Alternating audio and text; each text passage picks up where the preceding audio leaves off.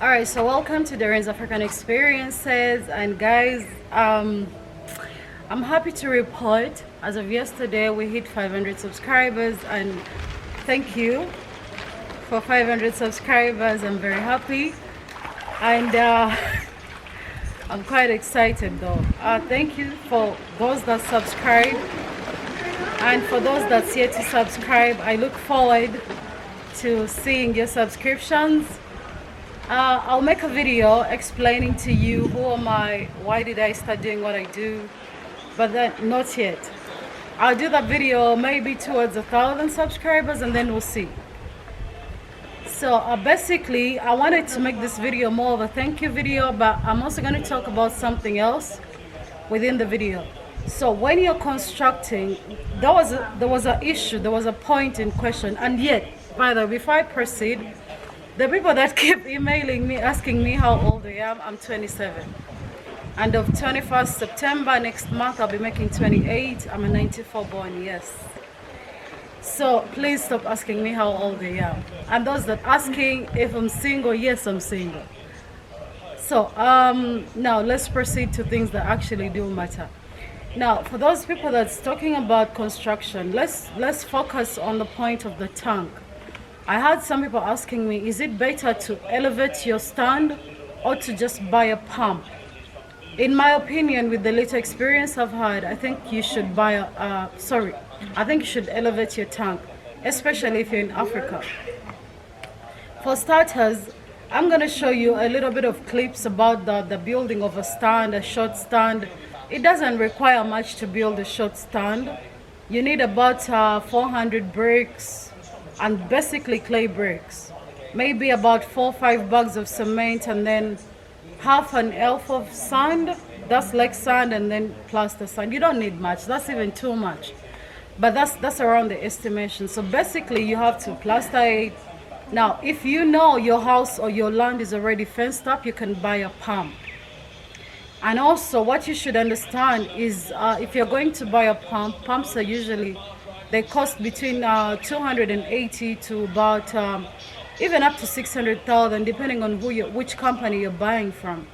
If you're living in Africa, it's a little bit more complicated, because half of the property or products we get, unless you really look, they're not exactly original. So you're gonna have issues. And when you're getting someone to connect a pump for you, trust me, you need to find somebody that not just knows what they're doing, but they've done it before. You know what that means? There is people who know what they're doing, and then there is people that's done it before. The other thing about a tank, if you're gonna fill your water tank with water from either a tap, like a national water tap, or rainwater, you have to make sure, in order for this to work, your tank has to always have water. The moment your tank goes below a certain level, probably the second last ring of the tank, it's gonna act like it doesn't work. The other thing is you need an automatic switch. The automatic switch usually costs around the same price as the actual pump, so, or even more expensive. The automatic switch is a little bit more expensive. Now when you combine all this money, the challenges that in my previous life that we faced was the pump blew up because we didn't have an automatic switch. And so that means if I didn't know the guy myself, if I hadn't dealt with him, done business with him for a long time, we would have had to buy a second pump full price. But we got a little bit of a discount, because in Africa there is people who say they give you a guarantee, but when you take these things back, it doesn't work like that. You have a hard time getting something replaced for you, and that's the truth. Some companies will, depending on what you're buying, things like fridges, they can do that, especially if it wasn't your fault, but someone will trigger you into believing it was your fault that this thing broke. Yes. So when you're buying these things, you make sure. That's why it's very important to form relationships with people's businesses. In Africa, it's all about relationships. Do these people know you? How long have they been dealing with you? How do you approach them? How do you communicate with them? And trust me, you need to communicate right with people. You need to build those bonds because the way they treat you is not exactly the same way they would treat a new client. Elevating a tank stand, yeah. First of all, most of these elevations, you really can't put very big tanks up there, but you have to buy like 2, maybe 1,000 liters, or even smaller, you know, 500, you know, depending. So the only advantage with building a short stand and buying a pump and this is basically you can get a very, very huge tank, yeah, up to 5,000 liters, and put it down and it doesn't have a problem. That's the only advantage, is that you can have as much liters sitting down as you want, which you can't do with an elevated stand. Now, with an elevated stand, you'd probably need 1,000 bricks, maybe 8 to 9 bags of cement, 1 full elf truck of sand, leg sand, and then one of plaster sand, and then you'd need maybe 2 extra bags on top of the 9 to plaster the whole thing. Basically, that's it. Labor wise, like I say all the time, labor, it depends on you. How do you handle your business? How do you talk to these people? How do you man them? The Ugandan rate on a daily basis is about 25,000 a day to 30,000. If you're paying somebody more than 30,000, they should be able to do a 5-day job in 3 days. Speed is what costs you more. So usually I advise you have at least 2 masons on the job. If you're building an elevated stand, if it's just a short stand, 1 day, the job shouldn't take more than a day. One mason, 1 helper. Oh yeah, you also need stones. Those granite stones. Sorry, not granite. Those small stones for what are they called? For the concrete mix. So you basically need those. You don't even need more than 4 wheelbarrows for a short stand. And for an elevated stand, you don't need them at all. But you can put a little bit in your foundation, you know, in your foundation, because there are 4. 1, 2, 3, 4. It's like an elevated stand. I'll take a few photos and show you. So yeah, basically that's all you need. Labor for an elevated stand, or what you have to do when you're building this stand. I'm not going to give you actual measurements. I'm simply going to tell you it should be higher than your house. Yes, higher than your house. It should be above your house height. And houses above ground, that's after the foundation, they're usually 8 feet, 9 feet. So make sure your tank goes above your roof. The tank should be seen above your roof. The higher, the better the pressure. The reason we elevate stands is for pressure. And the reason you have to buy a pump and all this is all pressure to make the water move faster. And if the water is going long distances, you might still need a pump. So you have to understand how far is the water coming or going to. Is your house far from where your stand is? If it is, then bring your stand closer to where it's supposed to supply. The only reason we elevate is pressure. I'm still a bit excited. So I'm going to swim. I have a swimming costume on and I'm not going to show you. Maybe some other time. But yeah, all I'm saying, yeah. And if you're building a flat, then trust me, you need to make, if it's more than two levels, then it should be at least on the 2nd floor. You know, 2nd floor height. That's how long this thing should be. So the higher you go, the more materials you need, the more labor it's going to cost you. You have to also put that in mind. Don't say Doreen said 1 elf truck of bricks when you are going to go higher than a flat, one floor flat. Please do not make me a liar. I am a lot of things, but I'm not one. That's all basically. So I hope you learned something a little bit. I hope you can compare these things for yourself. And please, thanks for subscribing. It's taken us exactly 9 months to make 500 subs. I know the algorithm hates me. It does hate me, but we'll get there. It takes time. To be honest, I enjoy sharing what I know. So my knowledge to the world and me to the world. Eventually, we'll all earn from this. But for now, let's just enjoy the process. Yeah, just a little bit.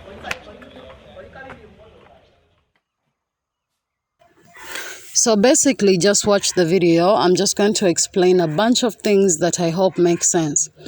Advantages of a flat stand whereby the tank is just sitting next to the ground. Yeah. The only advantage is you can put huge tanks down there. And also you can get water from both the rain and also from what you'd call national water or your company water. That's one of the biggest advantages to it. So if you have a flat ground, best go for a very big tank, you know. The disadvantages with it is that it cannot operate without electricity. Why? Because in order to even do it, you need an automatic switch and a pump. So without electricity or solar power, anything, you can't have water.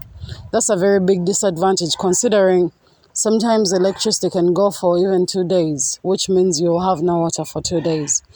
Now, the advantages and disadvantages, basically you can have them stolen easily.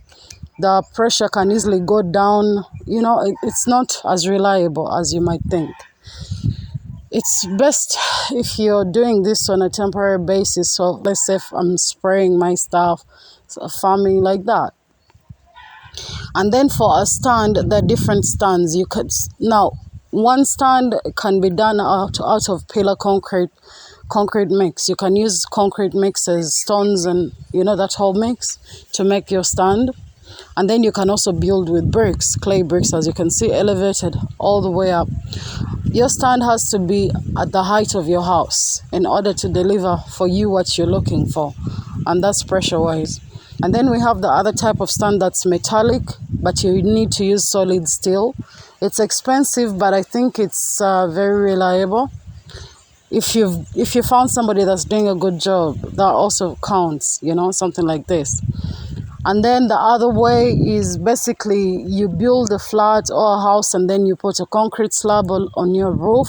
Instead of roofing with iron sheets and you have a concrete slab, you basically just raise your tank and sit it up there,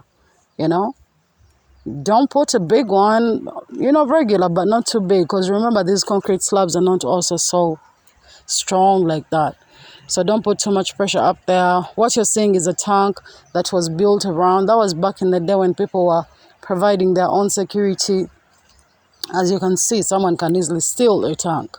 It's not even a joke. What else?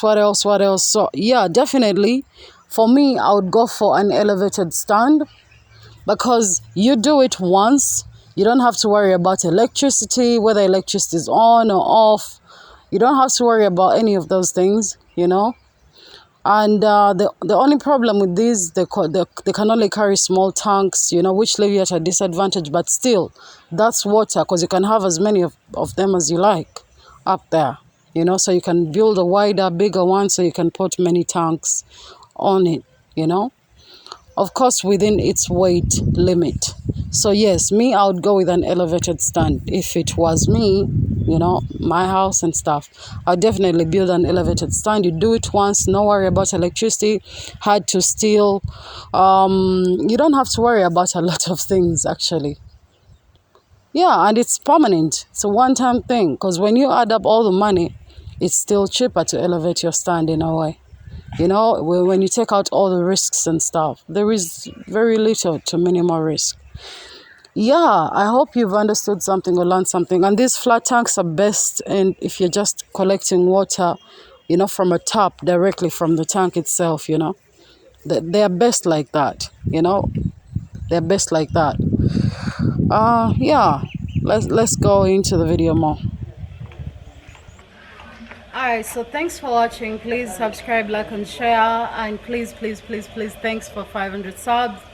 We adore you, we love you, and we'll keep bringing in content. I'll try to do it, because I actually watched somebody, Ahmed Al-Ameri, some guy called that.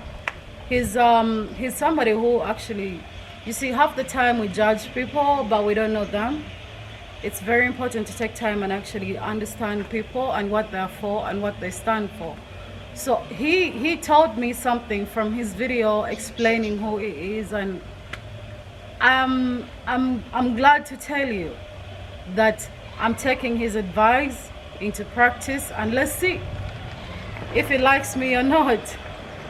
So he has something he said about whatever you want in life is at the other end of consistency. So I'm trying to be as consistent as possible this time. You know, my channel took long to grow because truthfully, I wasn't consistent. I posted once or twice in a month. You know, I was so busy putting my energy into other people, but now I'm putting my energy back into myself, and trust me, it's paying off.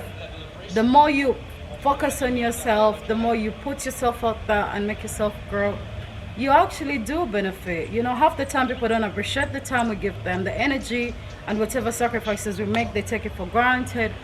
But when you turn that energy and put back in yourself, that's where consistency is breeding from. Because when you are consistent with yourself, somehow a lot of things about your life are going to change. Whether you're doing education, work, anything you're doing, business, just be consistent in a positive way, and that is going to pay off. So that's what my life motto is. I'm consistent for me, nobody else. I'm not doing nothing for anybody unless they deserve it. Unless they've earned it. In my life these days, you have to earn to be there. I'm done putting a lot of energy, because that's my nature. I'm a Virgo, for crying out loud. We are all perfectionists. We put so much into other people and very little into ourselves, and that affects us in very many ways. So me personally, this is me. It's me. It's my time now. Alright, thanks for watching. Please subscribe, like, and share, and I hope you had a good time.